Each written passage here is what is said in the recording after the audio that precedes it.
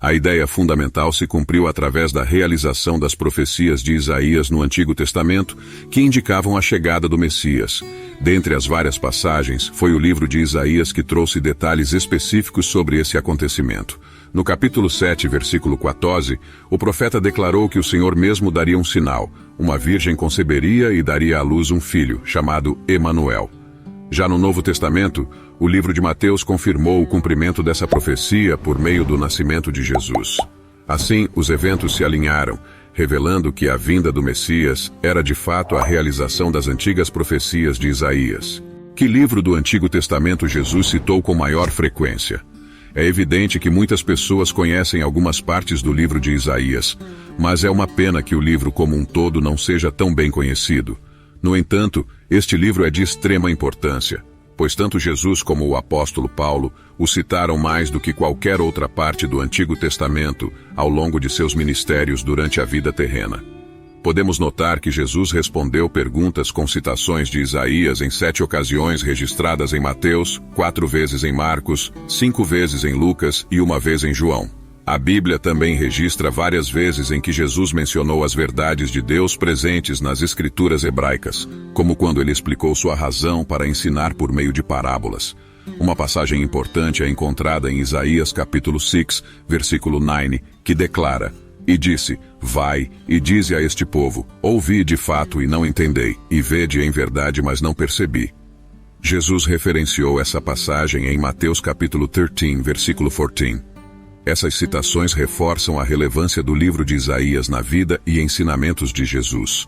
Eles testemunharam o cumprimento da profecia de Isaías em suas ações, que diz: ouvirão de fato, mas não entenderão, verão de fato, mas não perceberão.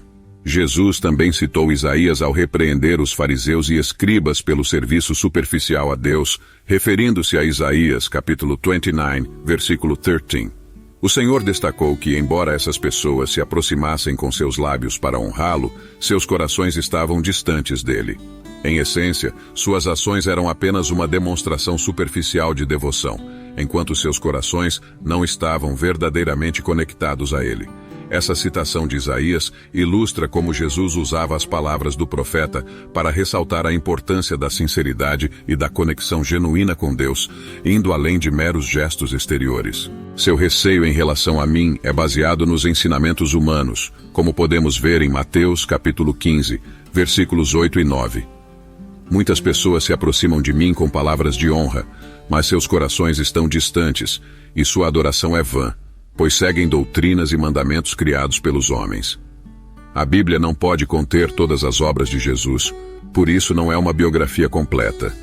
Isso é mencionado em João capítulo 21, versículo 25. Há inúmeras outras coisas que Jesus fez, e se cada uma delas fosse escrita, acredito que o mundo em si não seria capaz de conter todos os livros que seriam escritos. Amém. João foi um homem que testemunhou pessoalmente os eventos da vida de Jesus e os registrou para que as gerações futuras pudessem se beneficiar com esse conhecimento. Ele representa a última testemunha em uma longa linhagem de outros testemunhos, incluindo o de João Batista, que apontou para Jesus, e uma série de sinais que corroboravam com a sua mensagem, fornecendo assim um testemunho final e incontestável sobre Cristo. Ao encerrar o seu evangelho, João escolheu palavras que expressam a grandiosidade dos acontecimentos relatados. A história de Jesus é tão grandiosa que ultrapassa qualquer imaginação humana. Mesmo o esforço de João em registrar esses eventos, embora glorioso para nós que o lemos, empalidece diante da magnificência da pessoa cuja história ele descreve. É provável que continuemos aprendendo cada vez mais nos próximos tempos, pois a riqueza da história de Jesus é inesgotável. Além disso, João também menciona que apenas 3 pessoas na Bíblia, incluindo Jesus, jejuaram por 40 dias. Essa é mais uma evidência da singularidade e importância da vida e ministério de Jesus. Jesus passou por um período de 40 dias de jejum no deserto da Judéia, enquanto o diabo continuava a tentá-lo. Essa é uma das histórias mais populares da Bíblia, que ensina às pessoas a importância do jejum como parte da fé. Moisés também experimentou um jejum prolongado antes de Jesus. Conforme descrito em Êxodo capítulo 34, versículo 28, ele passou 40 dias e 40 noites na presença do Senhor, sem comer pão, nem beber água. Durante esse tempo, Moisés recebeu as palavras da aliança, os 10 mandamentos que foram escritos nas tábuas. Além disso, Elias também passou por um período de jejum significativo, conforme mencionado em 1 Reis capítulo 19, versículo 8. Após comer e beber, ele foi fortalecido pela comida e pôde caminhar durante 40 dias e 40 noites até o Monte Horebe, o Monte de Deus. Essas experiências de jejum de personagens bíblicos como Moisés, Elias e Jesus servem como exemplos e ensinamentos sobre a importância espiritual desse ato de renúncia e busca de Deus. O jejum é uma prática que tem sido valorizada ao longo da história da fé, proporcionando momentos de intimidade e conexão com o divino. A segunda captura milagrosa de peixes, narrada em João capítulo 21, versículos 1 a 14, foi o último milagre de Jesus na terra antes de sua ascensão ao céu. Esse milagre ocorreu após a ressurreição de Jesus, quando 7 dos discípulos estavam juntos em um determinado momento. Pedro, Tomé, Natanael, Tiago e João, os filhos de Zebedeu, e outros 2 discípulos decidiram ir pescar no lago. Juntos, eles passaram a noite inteira pescando, mas não conseguiram pegar nada. Ao amanhecer, Jesus estava esperando por eles na costa, embora os discípulos não o tenham reconhecido imediatamente. Jesus se aproximou deles como se fosse um estranho e perguntou se eles tinham alguma coisa para comer. Desanimados, eles responderam que não tinham pescado nada.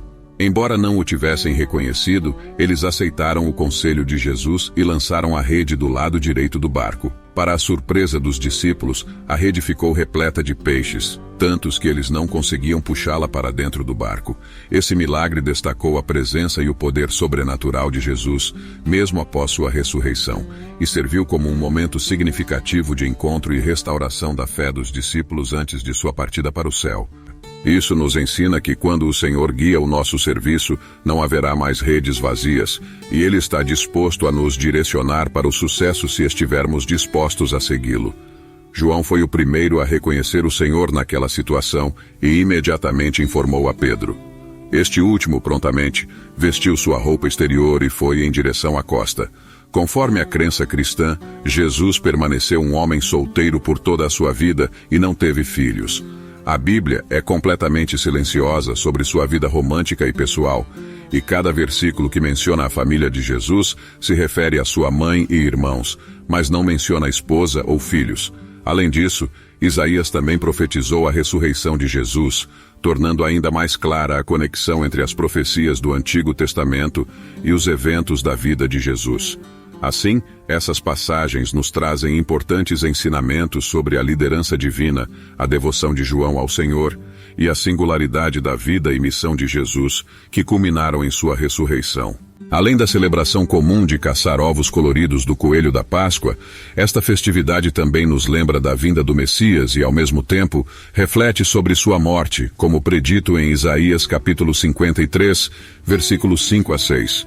Os versículos de Isaías descrevem como ele foi ferido por causa das nossas transgressões e moído por causa das nossas iniquidades. O castigo que nos traria paz estava sobre ele, e pelas suas pisaduras fomos sarados. Essas palavras apontam para o sacrifício de Jesus na cruz, onde ele carregou os nossos pecados para nos trazer redenção e cura. O texto também indica que todos nós, como ovelhas, nos desviamos, seguindo nossos próprios caminhos, mas o Messias veio para nos resgatar e oferecer uma nova chance de reconciliação com Deus. Portanto, a Páscoa não se limita apenas a divertidas tradições, mas é um momento significativo para refletir sobre o significado mais profundo do sacrifício de Jesus e a esperança que ele trouxe para a humanidade.